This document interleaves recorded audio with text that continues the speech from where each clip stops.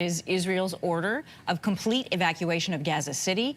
The roughly 1 million residents there being urged to flee to a humanitarian zone that's about a 6-hour walk away. The head of the UN Refugee Agency for Palestinian Refugees says, quote, Gaza is being obliterated, and that, quote, there is no safe space in Gaza, let alone a humanitarian zone. Joining us with more this morning is Michael Lynk. He is an associate professor of law at Western University. Michael, a 6-hour walk away, but what the UN says is there is no humanitarian zone. Where does that leave the roughly 1 million people who are being told to evacuate ahead of action? Well, let's keep in mind, first of all, that Gaza City a couple of weeks ago was declared to be a zone of famine. That's the highest level of designation or classification that the UN Food Security Program can designate for a humanitarian disaster like this. So you have the hundreds of thousands of Palestinians who are in Gaza City being forced now to leave and walk 15 or 30 kilometers to try to find some area of relative safety in the south, all the while starving, having probably not had meals in days, or certainly no more than a single meal a day.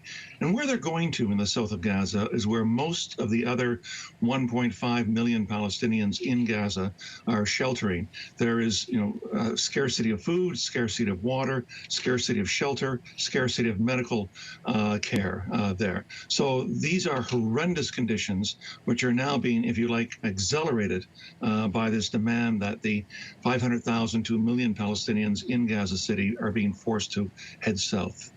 And is there adequate supplies for them, basic human necessities, to where they're being told to go, this so-called humanitarian zone? What's waiting for them if they choose to leave?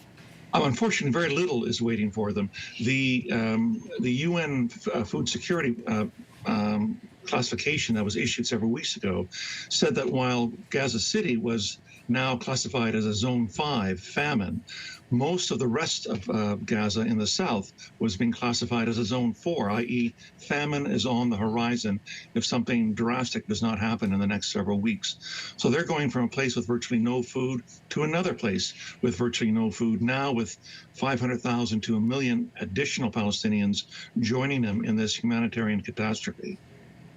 Where does international law, when it comes to Israel's decision to carry out these aggressive actions as they're being described? Well, yesterday, the UN High Commissioner for Human Rights, in his report to the Human Rights Council, said that Israel's mass killing of Palestinian civilians in Gaza and its infliction of indescribable suffering, his words, and wholesale destruction is a commission of war crime upon war crime. Certainly what we've seen in the photos from Gaza City in the last day, where the destruction of high-rise civilian buildings in Gaza City, these are a war crime unless there's an overriding and imperative military purpose to all this. And the only purpose that virtually anybody who looks closely at Gaza and what's been going on for the last 23 months is to make Gaza unlivable and insufferable for the Palestinians who wind up living there. And that is a significant war crime in international law. We've seen the images and shown them this morning of these leaflets that are being dropped with warnings of people telling them to evacuate, what is coming on the ground. What protections does that provide Israel in international law in terms of, well, we provided a warning, we told them where to go, we've set up stations for them? Well, it's one thing to give a warning to civilians, and that's required under international law.